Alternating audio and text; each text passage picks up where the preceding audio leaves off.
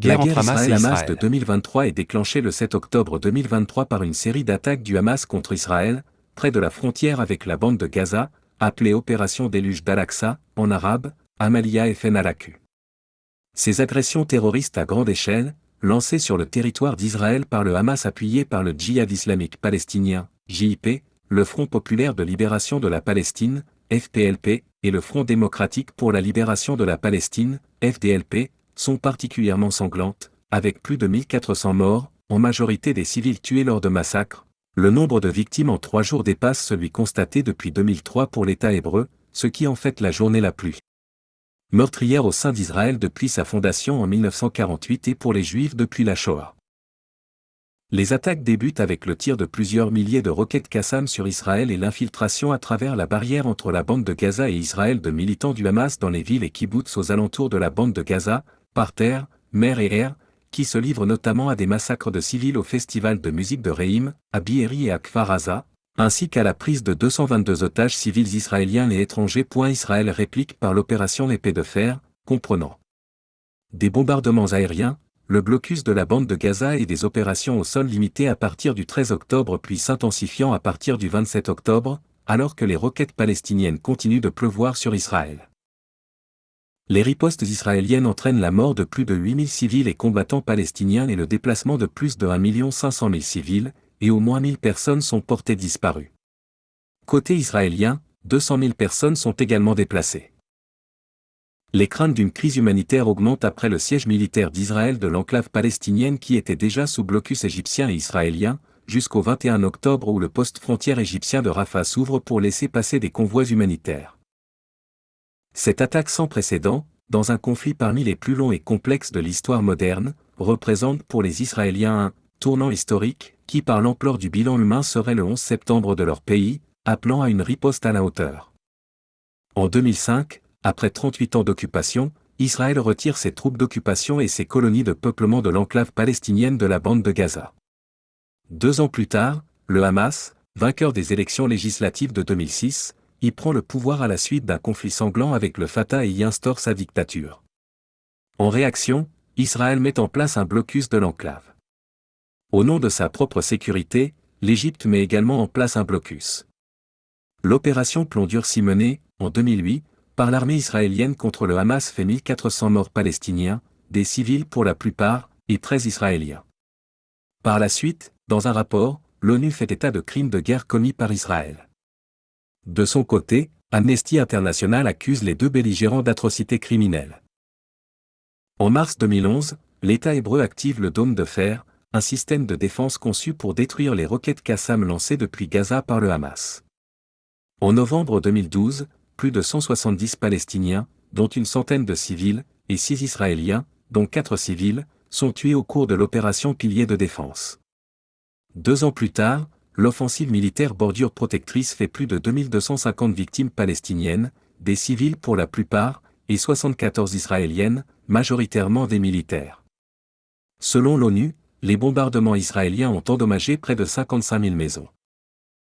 Du 30 mars à la fin du mois de décembre 2018, des Palestiniens se rassemblent aux abords de la frontière entre la bande de Gaza et Israël pour le droit au retour et obtenir la disparition de la frontière. Lorsque les manifestations cessent, le bilan est de 189 morts et plus de 6 000 blessés côté palestinien. En mai 2021, la mosquée Al-Aqsa, située à Jérusalem, est le théâtre d'un affrontement entre des Palestiniens et des policiers israéliens, aboutissement de plusieurs semaines de tensions croissantes. Aux tirs de roquettes du Hamas, Israël répond par des bombardements aériens de la bande de Gaza. Le conflit armé, d'une durée d'11 jours, cause la mort de 244 personnes dont 232 Palestiniens. Le 13 mai 2023, après 5 jours de confrontation militaire, une médiation égyptienne conduit à une trêve entre le djihad islamique palestinien et l'État hébreu.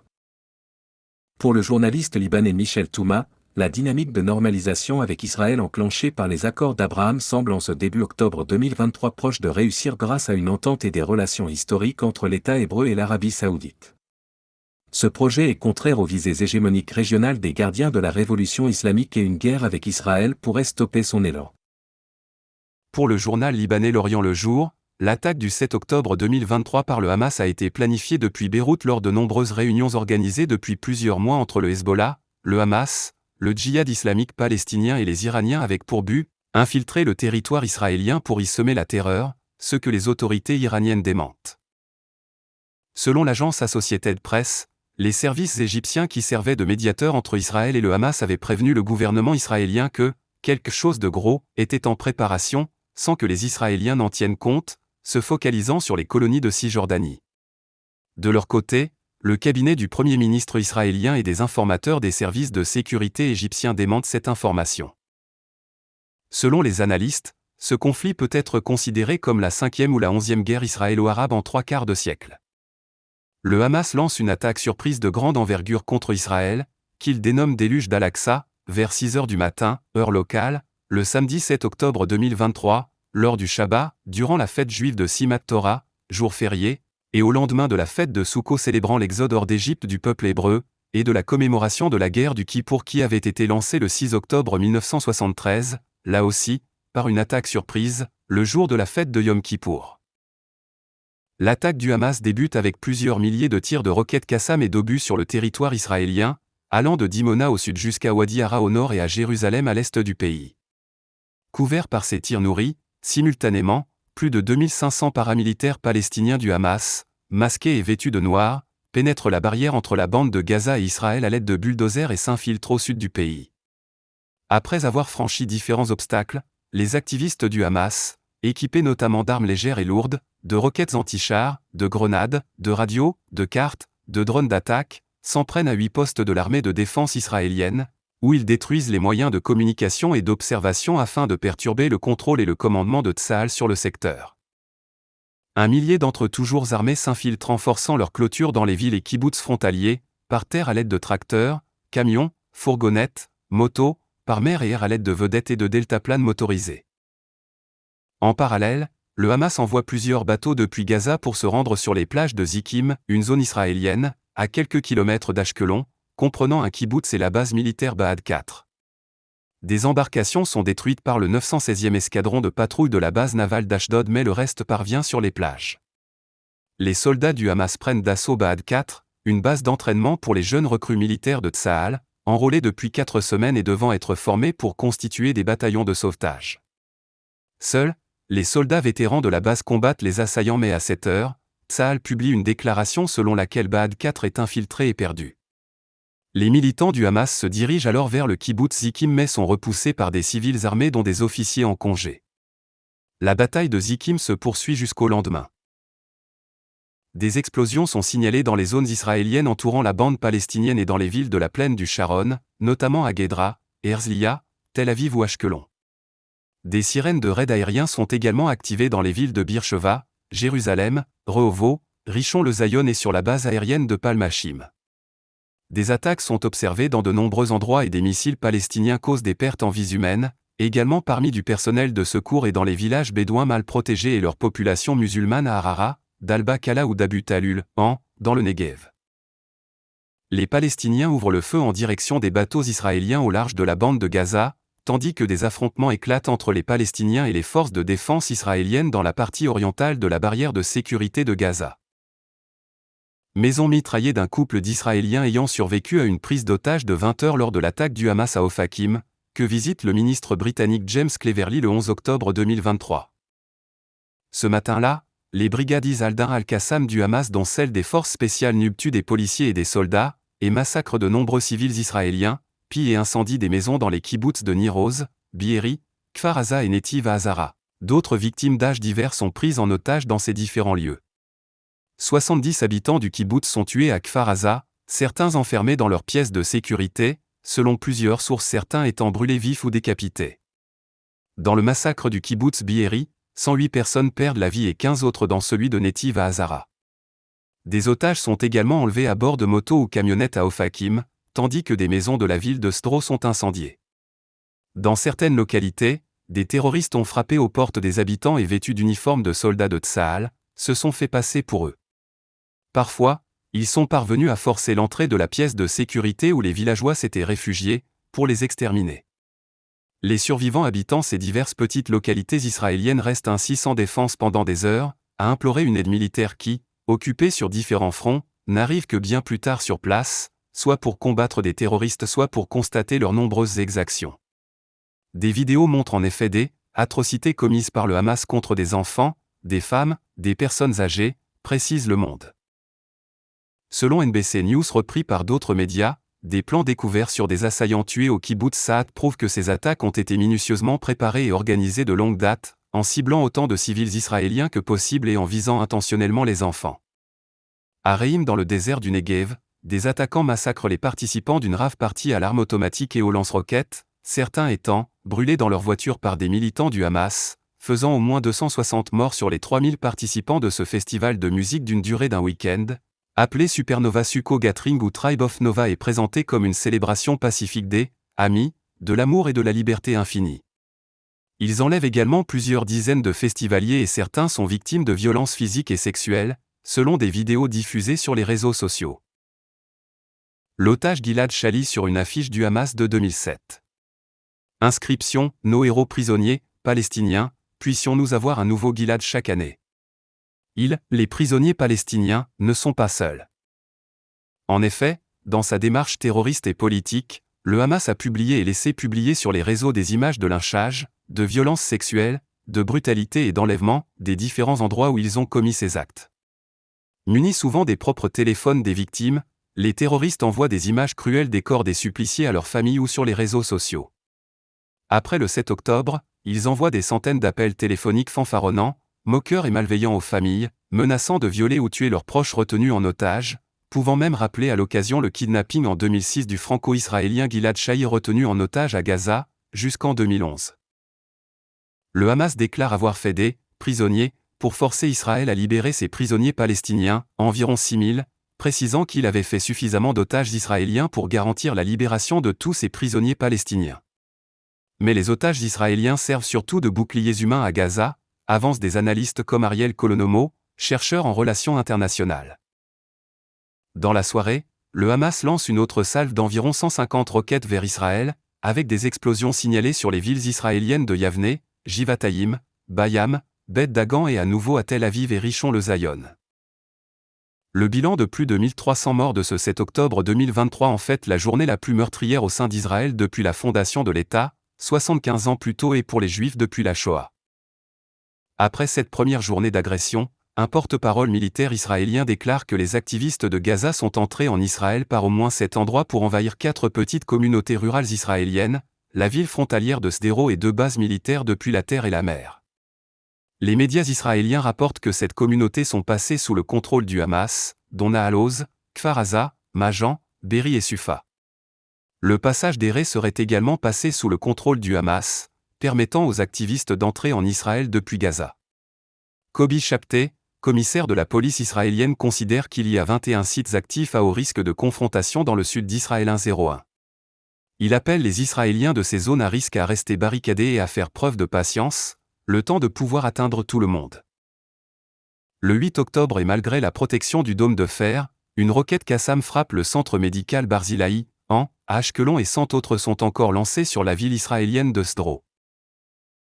Vestiges du commissariat de Sderot, détruit par des frappes et des bulldozers pour en évacuer les terroristes, 8 octobre 2023.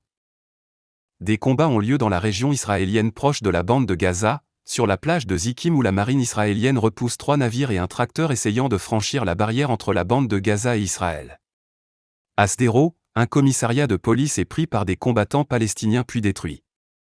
D'autres combats ont lieu dans les petites villes d'Ofakim et de Netivo, dans les villages ou kibbutzim de Nahal-Oz, Majan, Kfar Aza, Be'eri, kibbutz de 1200 habitants restés pendant 17 heures sous le contrôle du Hamas. Le 9 octobre, le Hamas tire à nouveau sur Jérusalem et Tel Aviv, et une roquette atterrit près d'un terminal de l'aéroport Ben Gourion. Le lendemain, des roquettes sont lancées sur Tel Aviv et Ashkelon 108, également le 11 octobre, ce qui oblige le ministre britannique des Affaires étrangères, James Cleverly, en visite dans la ville d'Ofakim, près de Beersheva, à se mettre à l'abri. Les jours et semaines suivants, le sud d'Israël reste bombardé par les roquettes venues de Gaza. Première réaction des protagonistes. Un communiqué des brigades Al-Qassam du Hamas précise que plus de 5000 roquettes et obus ont été tirés depuis Gaza vers Israël au cours des 20 premières minutes de l'opération, alors que l'armée israélienne les estime à 2200. Mohamed Def, commandant des brigades Aldin Al-Qassam, branche militaire du Hamas, déclare au petit matin sur Al-Aqsa TV.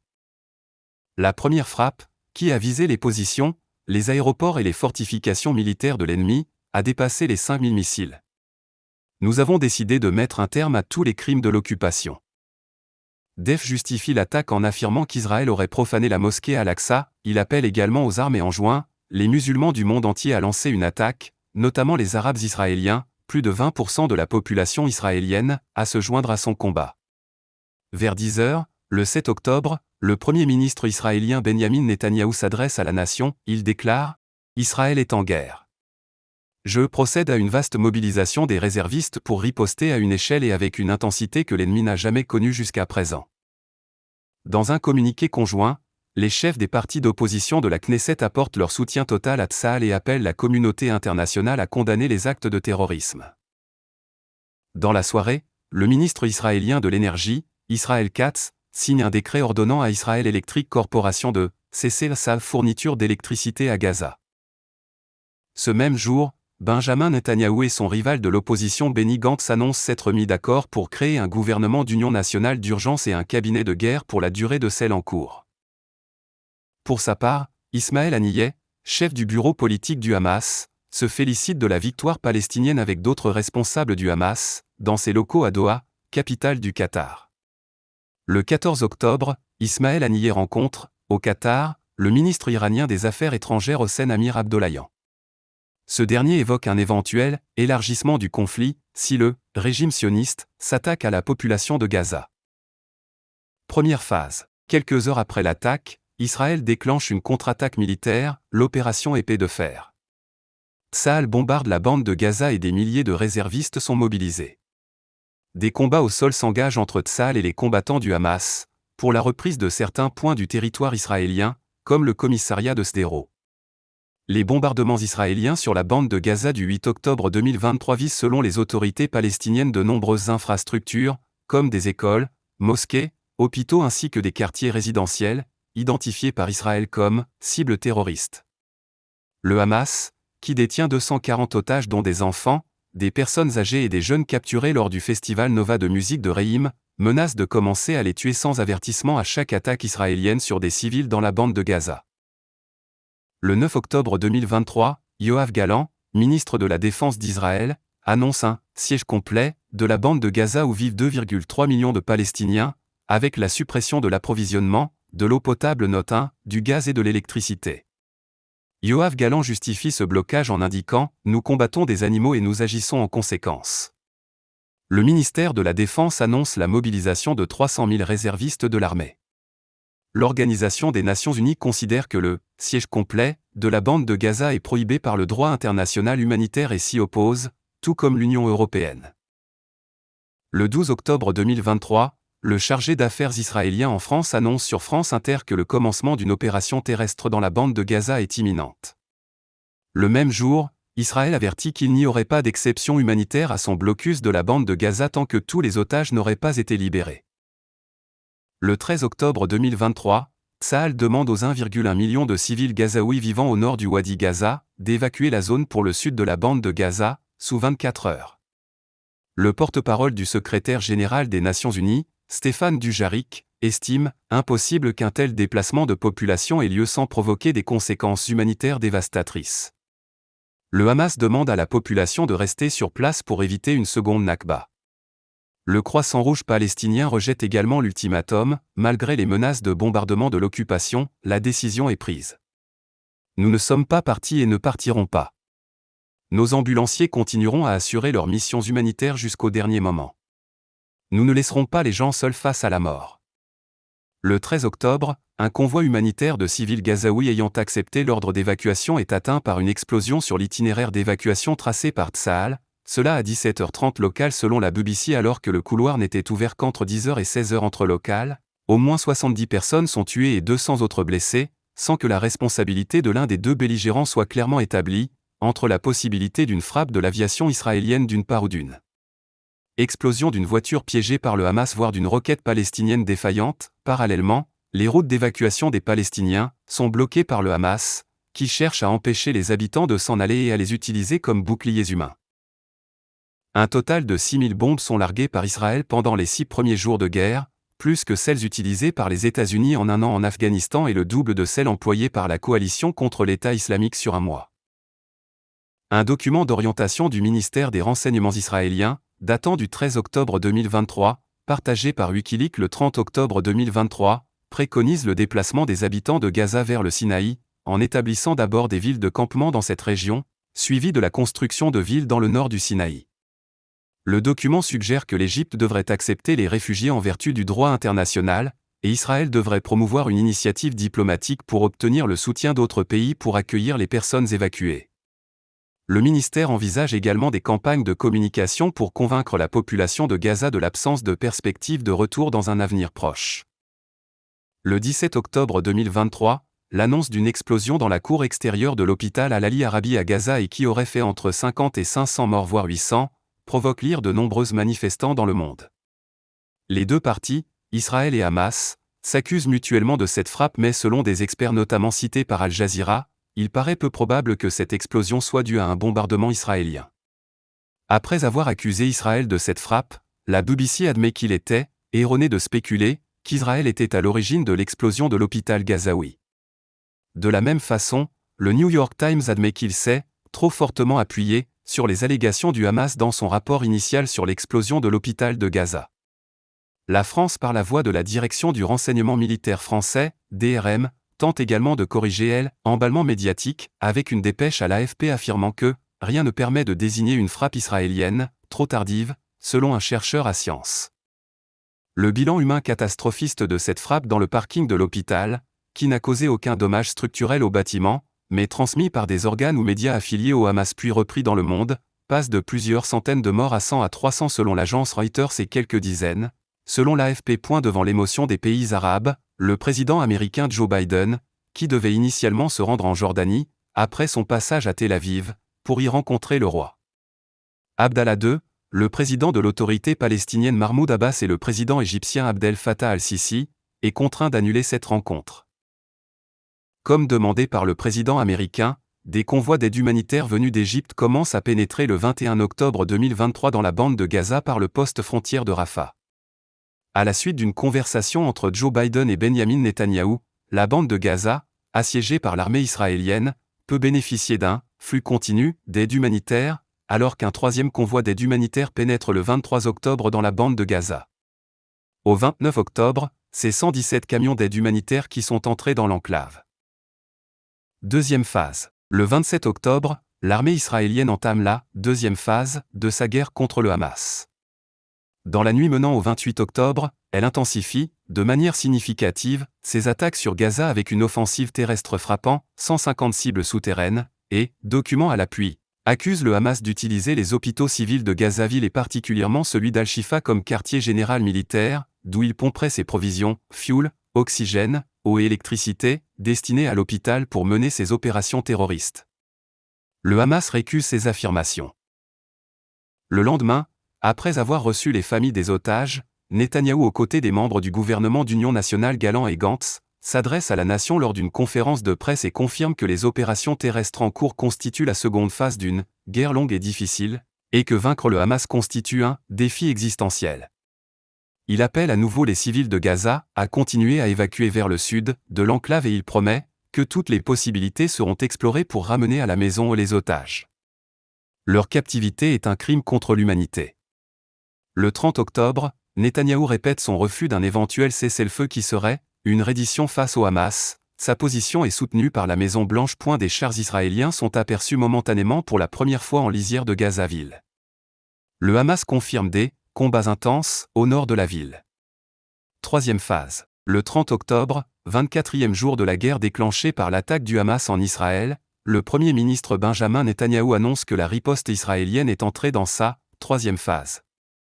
Elle étend son incursion terrestre précédente dans la bande de Gaza par étapes méthodiques, par un positionnement des troupes de Tsahal, équipées de véhicules lourdement blindés, de chars, de bulldozers et de véhicules blindés de combat, dans différentes parties du nord de la bande de Gaza, qui est le centre de gravité du Hamas, pour y traquer ses commandants, et en continuant à frapper leurs infrastructures et chaque fois qu'il y a une cible importante, précise un lieutenant-colonel israélien. Netanyahou réitère et justifie son refus d'un quelconque cessez-le-feu, tout comme les États-Unis n'auraient pas accepté un cessez-le-feu après Pearl Harbor ou le 11 septembre, Israël n'acceptera pas une cessation des hostilités après l'horrible attaque du 7 octobre. Ceci est le temps de la guerre. L'armée israélienne confirme parallèlement l'aggravation de la situation humanitaire à Gaza mais estime que cette situation n'est pas de son fait. Le 31 octobre, par la voix d'Abu Obeida, le Hamas menace directement Israël et Benyamin Netanyahou. Gaza sera un cimetière et un bourbier pour l'ennemi, ses soldats et sa direction politique et militaire, et promet au Premier ministre une cuisante défaite, sonnant la fin de sa carrière politique. Ce même jour, l'armée israélienne confirme avoir bombardé le camp de réfugiés de Jabalia 6 au nord de la bande de Gaza et y avoir tué Ibrahim Biari, un haut commandant du Hamas parmi les responsables de l'attaque lancée en Israël le 7 octobre. Tsahal indique que son élimination a eu lieu dans le cadre d'une vaste opération de lutte contre les terroristes et les infrastructures terroristes appartenant au bataillon central de Jabalia, qui avait pris le contrôle de bâtiments civils dans la bande de Gaza. Outre la mort de combattants palestiniens, des dizaines de victimes collatérales sont déplorées par le Hamas ainsi que la destruction de plusieurs bâtiments. Les brigades Ezzedine al-Qassam du Hamas annoncent également la mort de 7 otages dont 3 étrangers dans ces bombardements. Internationalisation et extension du conflit. Soutien des États-Unis à Israël. Dès le 8 octobre, les États-Unis affichent leur soutien à Israël en dépêchant leur plus gros porte-avions, le porte-avions USS Gerald R. Ford en Méditerranée orientale. Un second porte-avions est envoyé le 16 octobre, l'USS Dwight D. Eisenhower. Le 20 octobre, le président Joe Biden demande au Congrès américain des aides de 14,3 milliards pour Israël et de 61,4 milliards pour l'Ukraine. Frontière du Liban. Des attaques du groupe chiite libanais du Hezbollah soutenu par l'Iran ont également lieu dans la matinée du 8 octobre, avec plusieurs tirs d'artillerie depuis le Liban du sud vers Israël 1-2-4. Israël réplique en frappant à son tour les positions du groupe au Liban et met en place des points de contrôle à la frontière. Le lendemain, Tsahal annonce que des terroristes infiltrés depuis le Liban ont été tués à proximité de la frontière, en territoire israélien. Ces infiltrations sont revendiquées par le djihad islamique palestinien. Point de frontière israélo-libanaise. Israël indique avoir tué plusieurs suspects armés sur son territoire à la frontière entre Israël et le Liban. Le Hezbollah affirme que 3 de ses membres ont été tués dans des frappes israéliennes et en rétorsion, bombarde 2 casernes israéliennes. Le 10 octobre, des tirs de chaque côté de la frontière perdurent. Tsahal bombarde des positions du Hezbollah. Le jour suivant, le Hezbollah revendique de nouveaux tirs de missiles guidés depuis le sud du Liban contre le nord d'Israël, en affirmant agir en solidarité avec l'offensive du Hamas palestinien contre Israël et en riposte aux agressions sionistes. Au cours de ces affrontements, un soldat israélien est tué par un missile anti-char du Hezbollah. Le 13 octobre, un journaliste de l'agence Reuters est tué et plusieurs journalistes blessés dans un bombardement israélien en territoire libanais, près de la frontière sud avec Israël. Des roquettes sont tombées sur un secteur où se trouvait un groupe de journalistes d'au moins 3 médias différents, dans le village frontalier de Alma esh-Shahab, en. Le 14 octobre, un civil israélien et un officier de l'armée sont tués dans des attaques de missiles en provenance du Liban et le lendemain, sur fond d'incidents transfrontaliers, l'armée israélienne commence l'évacuation des résidents du nord d'Israël qui vivent dans la zone située à 2 km de la frontière libanaise. Le 17 octobre, 4 personnes qui tentaient de s'infiltrer dans le nord d'Israël depuis le Liban sont tuées par l'armée israélienne. Puis le 20 octobre, la branche libanaise du Hamas tire un barrage d'une trentaine de roquettes vers le nord d'Israël. Le lendemain, les autorités israéliennes décident d'évacuer la localité de Kiryat Shmona et ses 25 000 habitants. Le 28 octobre, l'armée israélienne détruit une cellule terroriste de combattants du Hezbollah au Liban par une attaque de drone qui avait précédemment tiré un missile anti-char sur Israël. Ces frappes sont confirmées par le Hezbollah. Cisjordanie. En Cisjordanie, depuis le 7 octobre, 2 jours d'affrontements avec Tsahal ont fait, selon le ministère de la Santé de l'autorité palestinienne, 11 morts palestiniens. L'armée israélienne n'a pas communiqué sur cette situation en Cisjordanie, région qu'elle désigne toujours par son nom historique de Judée-Samarie. Dans la nuit du 21 au 22 octobre, un avion de combat israélien procède à une frappe aérienne sur la mosquée Al-Nazari de Jénine faisant au moins 2 morts. Selon Tsahal, des terroristes du Hamas et du djihad islamique y préparaient un attentat. C'est le premier bombardement aérien sur la Cisjordanie depuis la seconde intifada. Au 22 octobre, les autorités israéliennes affirment avoir arrêté 450 activistes du Hamas en Cisjordanie. L'autorité palestinienne a déclaré le 25 octobre 2023 que plus de 100 Palestiniens avaient été tués en Cisjordanie depuis le 7 octobre lors d'opérations de Tsahal. Le 29 octobre, la France et les États-Unis réagissent en condamnant les attaques de colons israéliens contre des Palestiniens en Cisjordanie. Syrie. Le 12 octobre, l'armée de l'air israélienne bombarde simultanément les aéroports internationaux de Damas et d'Alep, au nord du pays, les rendant inutilisables en détruisant les pistes d'atterrissage. Les forces armées arabes syriennes n'envisagent pas de riposte contre l'ennemi israélien, mais déclarent qu'elles vont continuer à bombarder la poche d'Idleb, tenue par des groupes d'opposition, Ansar al-Tawhid, Oraïdine, Tahrir al-Sham, parti islamique du Turkestan en Syrie, etc., qu'elles accusent de constituer une branche armée de l'entité israélienne. Dans la matinée du 22 octobre, les aéroports internationaux de Damas et d'Alep sont de nouveau bombardés par Tsahal, les rendant une fois encore inutilisables et causant la mort d'un civil dans la capitale syrienne. Dans la nuit du 24 au 25 octobre, des raids aériens israéliens visent des positions de l'armée syrienne près de Dera en riposte à des tirs de mortier provenant du territoire syrien. Ces frappes font 8 morts et 7 blessés dans les rangs des forces armées syriennes 196. Mer Rouge. Le jeudi 19 octobre, le destroyer américain de l'US Navy de classe Harlech Burke, l'USS Carney croisant en mer Rouge, intercepte 3 missiles de croisière et 8 drones se dirigeant possiblement vers Israël. Selon le Pentagone, ils auraient été lancés par les milices pro-iraniennes chiites Houthis au Yémen. L'interception s'est faite avec des missiles solaires RM-66. Le 31 octobre, les Houthis lancent une nouvelle attaque vers le sud d'Israël. Le système de défense antimissile Arrow 3 intercepte un missile balistique. Israël intercepte également plusieurs missiles de croisière et drones yéménites. Les Houthis promettent de poursuivre leurs attaques contre Israël jusqu'à la fin de sa guerre contre le Hamas.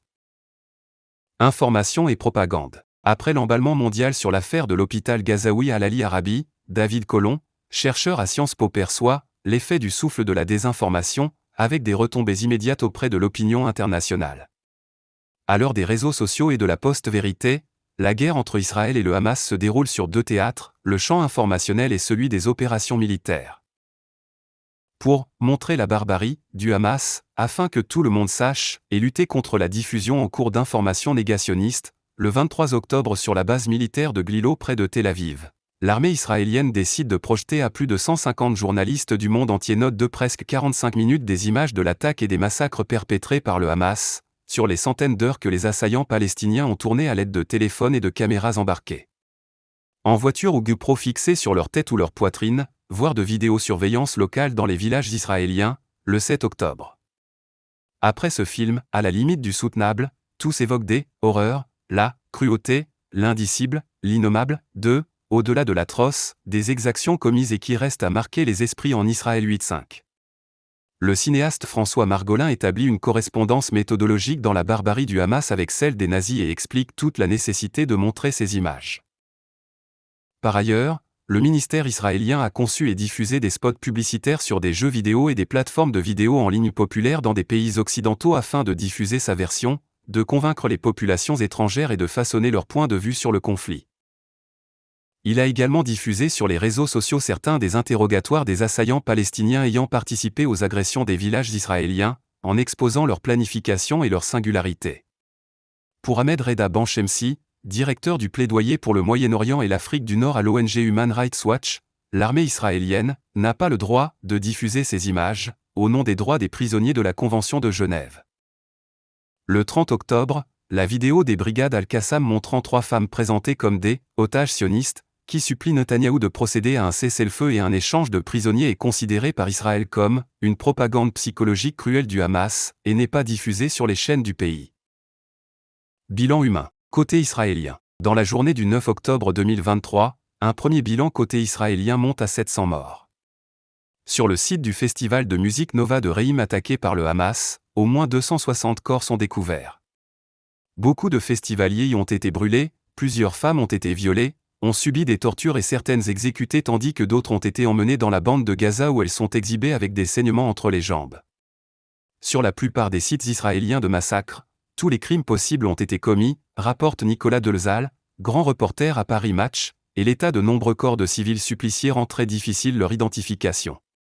Le 11 octobre, le bilan passe à 1200 morts.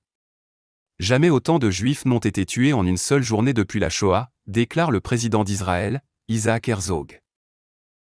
Sur la chaîne qatari Al Jazeera, le chef du Hamas et commandant des brigades Ad-Din al-Qassam du groupe terroriste, Salah al-Haruri, affirme le 12 octobre que le Hamas n'avait pas l'intention de provoquer des massacres ni la mort de civils dont il impute la responsabilité à des habitants de Gaza non liés au Hamas, en précisant que les instructions claires données par les dirigeants du Hamas à ses combattants étaient de ne pas tuer de femmes et d'enfants, malgré la découverte, selon les responsables israéliens, de plans d'attaque spécifiques pour chaque village, visant délibérément des femmes et des enfants.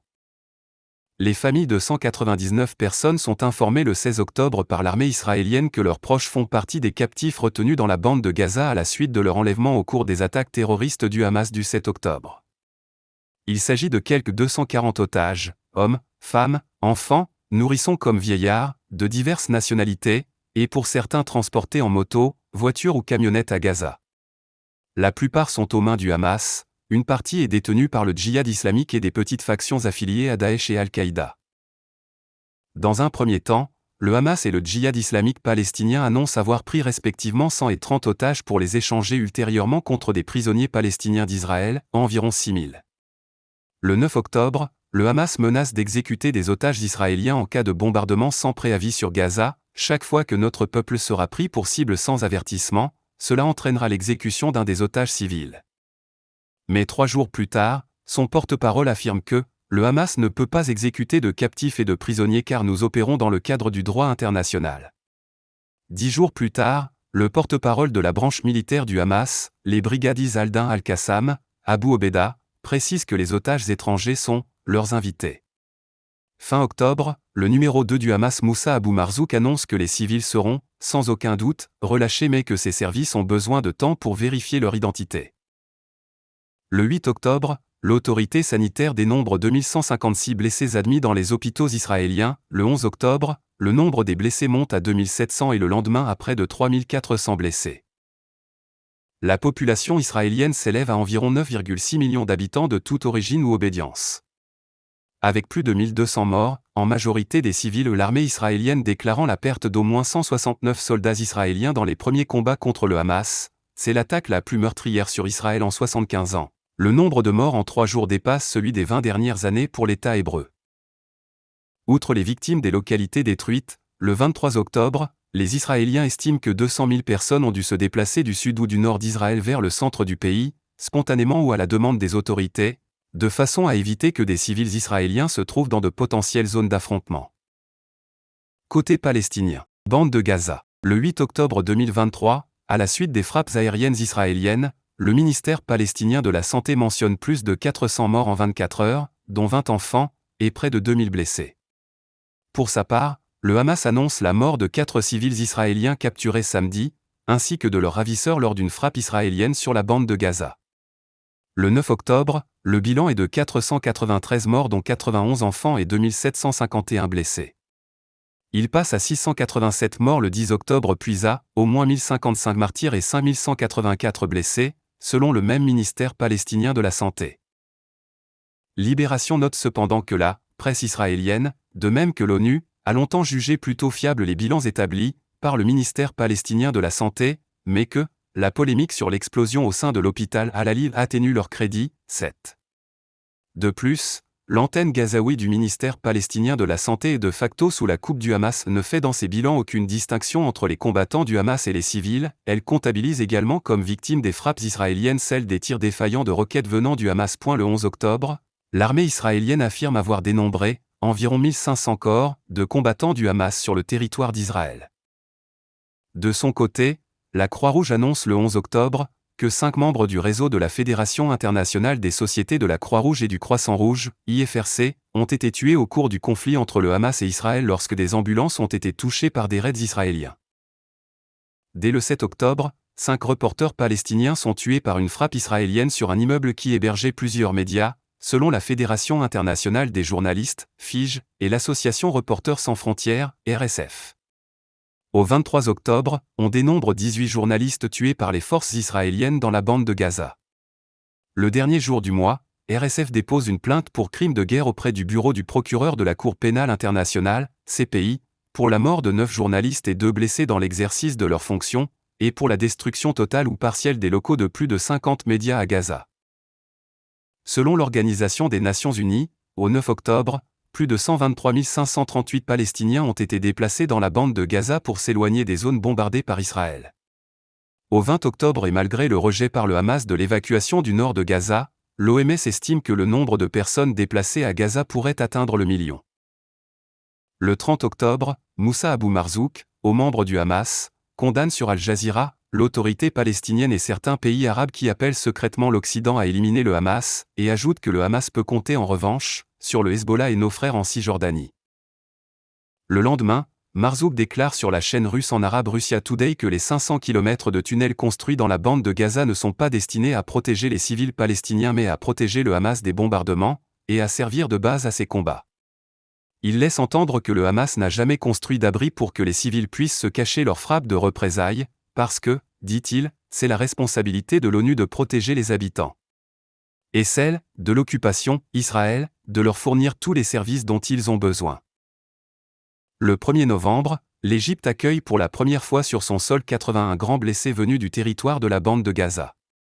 Cette ouverture exceptionnelle permet également l'évacuation de 545 binationaux et étrangers comprenant 22 membres de Médecins sans frontières dont 4 Français, selon l'UNG 29.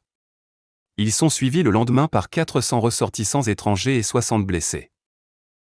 Dans le même mouvement que de nombreux observateurs, la Maison-Blanche précédée d'Israël remet en question les statistiques invérifiables publiées par les autorités sanitaires de Gaza, contrôlées par le Hamas, qu'elle juge exagérées, ce que le Hamas dément. Cisjordanie. Selon le ministère de la Santé de l'autorité palestinienne, 11 Palestiniens sont morts, en 2 jours, lors d'affrontements avec les soldats israéliens en Cisjordanie depuis le 7 octobre. Victimes étrangères. Selon un bilan du 9 octobre 2023, une quarantaine d'étrangers sont morts dans les opérations menées par les combattants du Hamas contre Israël. Les jours passant, le nombre de morts dépasse la centaine, puis double.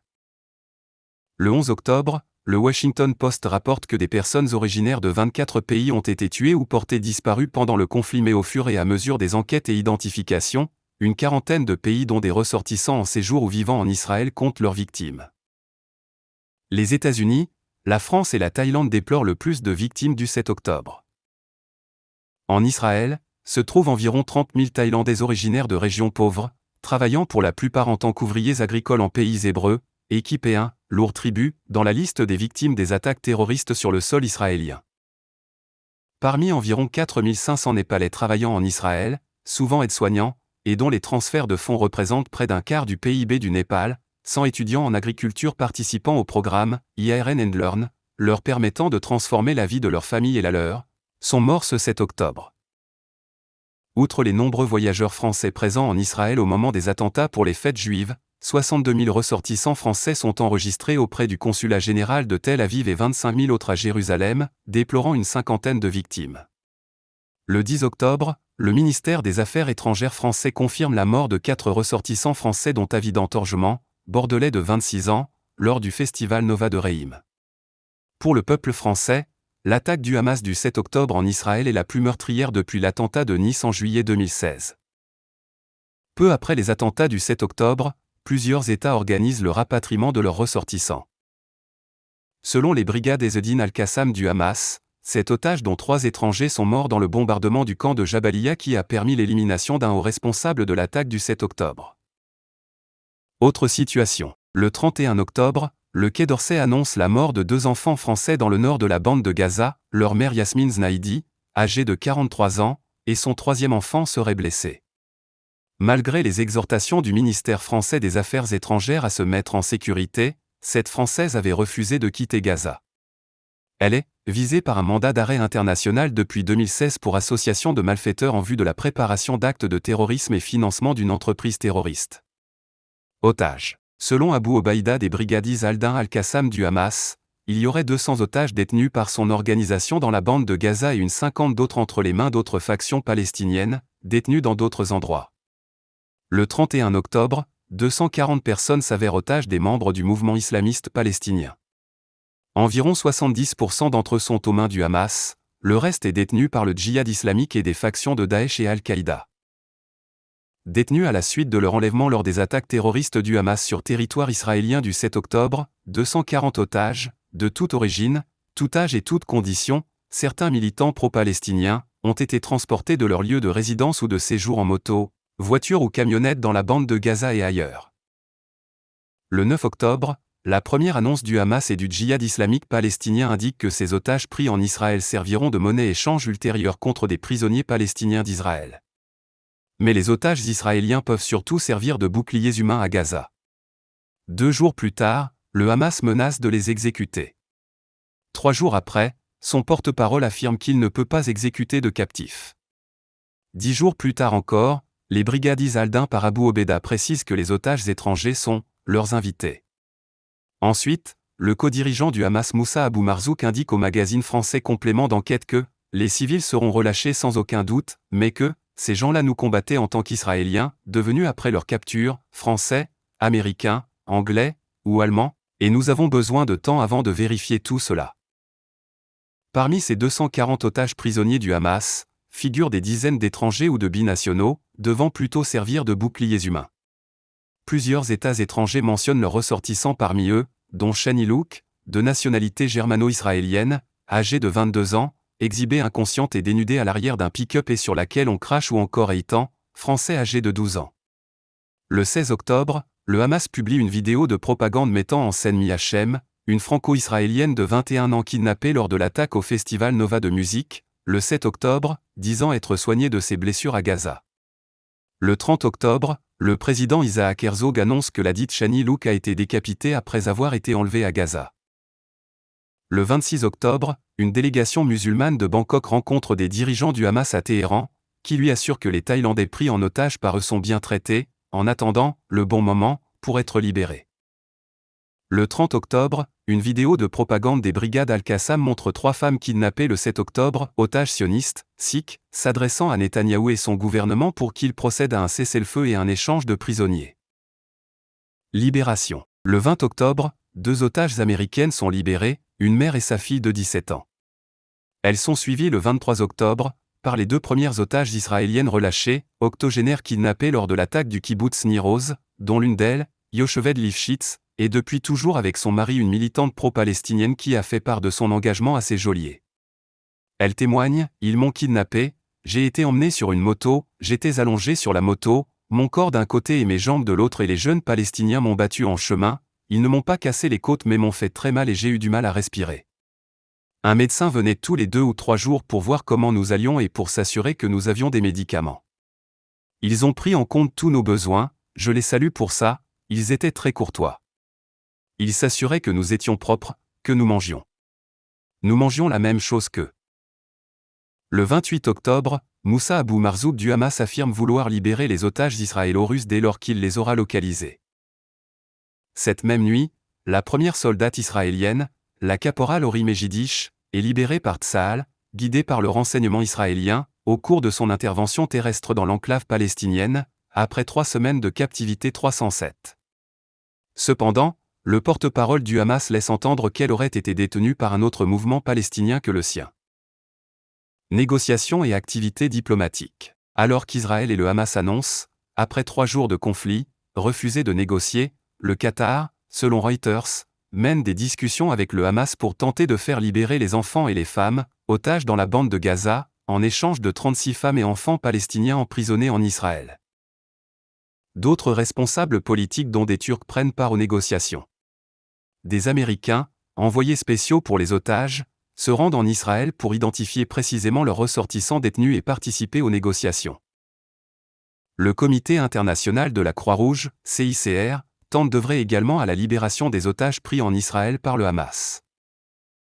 Le 14 octobre, lors d'un entretien entre le ministre des Affaires étrangères chinois Wang Yi et le secrétaire d'État américain Anthony Blinken, ce dernier appelle Pékin à user de son « influence » pour apaiser la situation au Moyen-Orient. Le 21 octobre, le sommet du Caire organisé par l'Égypte et consacré au conflit entre Israël et le Hamas s'achève sans accord sur un arrêt des violences, les dirigeants arabes condamnant les bombardements de l'État hébreu sur Gaza et les représentants européens se bornant à appeler à préserver les civils. Le 26 octobre, 2 représentants du Hamas, dont Moussa Abou Marzouk, membre de son bureau politique, sont officiellement reçus par le vice-ministre des Affaires étrangères russe, Mikhail Bogdanov. Il déclare que le Hamas exclut toute libération des otages sans cessez-le-feu. Le 28 octobre, Yahya Sinwar, chef du Hamas dans la bande de Gaza, se dit, dans un communiqué diffusé par le Hamas, prêt à conclure, immédiatement, un échange des otages contre tous les prisonniers palestiniens incarcérés par Israël. Visite gouvernementale en Israël et dans les pays voisins. Dès le 10 octobre, le ministre tchèque des Affaires étrangères, Jan Lipavsky, se rend en Israël pour y exprimer le soutien de son pays. Le 12 octobre, le secrétaire d'État américain Anthony Blinken se rend en Israël et y est suivi le lendemain par le ministre italien des Affaires étrangères italien Antonio Tajani et la ministre allemande des Affaires étrangères Annalena Baerbock qui dénoncent les « atrocités inimaginables » commises par le Hamas et le calcul perfide du groupe terroriste palestinien qui utilise la population de Gaza bombardée par Israël comme bouclier humain. Le même jour, la ministre canadienne des Affaires étrangères, Mélanie Joly, la présidente de la Commission européenne Ursula von der Leyen et la présidente du Parlement européen Roberta Metsola visitent également Israël. Le 15 octobre, la ministre française des Affaires étrangères rencontre en Israël des proches des victimes françaises du Hamas et déclare « La France est frappée par l'horreur des crimes commis par le Hamas contre Israël et sa population civile. Les Français sont nombreux parmi les victimes. » Le 17 octobre, le chancelier allemand Olaf Scholz est le premier dirigeant depuis le début de la guerre avec le Hamas à se rendre dans l'État hébreu où il rencontre le Premier ministre Benjamin Netanyahou. Le 18 octobre, le président des États-Unis, Joe Biden se rend en Israël où il obtient que l'aide humanitaire puisse entrer prochainement dans la bande de Gaza et où il met Israël hors de cause après l'explosion à l'hôpital Al-Ali Arabi. Toutefois, Joe Biden doit annuler la rencontre prévue le lendemain en Jordanie où il devait tenir un sommet à Amman avec les dirigeants de Jordanie, d'Égypte et de l'autorité palestinienne, à la lumière des jours de deuil annoncés par Mahmoud Abbas à la suite de l'explosion à l'hôpital. Le 19 octobre, le Premier ministre britannique Rishi Sunak se rend à Jérusalem où il exprime son soutien à Israël puis en Arabie Saoudite où il encourage le prince héritier Mohammed Ben Salman à utiliser son influence régionale en faveur de la stabilité, puis en Égypte. Le 24 octobre, le président français Emmanuel Macron se rend en Israël où il rencontre les familles des victimes françaises et déclare « La stabilité de la région, le retour à la normalisation ne seront garantis que si la réponse d'Israël à la violence est implacable, mais aussi politique, en acceptant le droit légitime des Palestiniens à avoir un État. » Puis il va en Palestine à Ramallah où il rencontre le président palestinien Mahmoud Abbas et déclare « L'attaque du Hamas contre Israël est aussi une catastrophe pour les Palestiniens. Rien ne saurait justifier les souffrances des civils de Gaza. » Il a également appelé à une coalition pour lutter contre le Hamas dans la même logique que celle choisie pour lutter contre le groupe État islamique.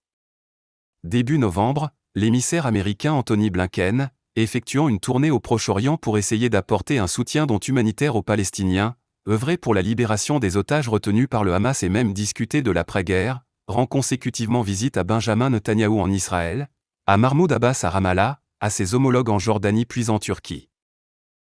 Nous vous remercions d'avoir suivi cette vidéo jusqu'à la fin, alors n'oubliez pas de vous abonner pour ne pas manquer nos prochaines publications, laissez-nous également des likes et partagez aussi le vidéo à vos proches pour les informer de l'actualité du monde, notamment le conflit actuel entre l'État d'Israël et l'État de Palestine. Merci.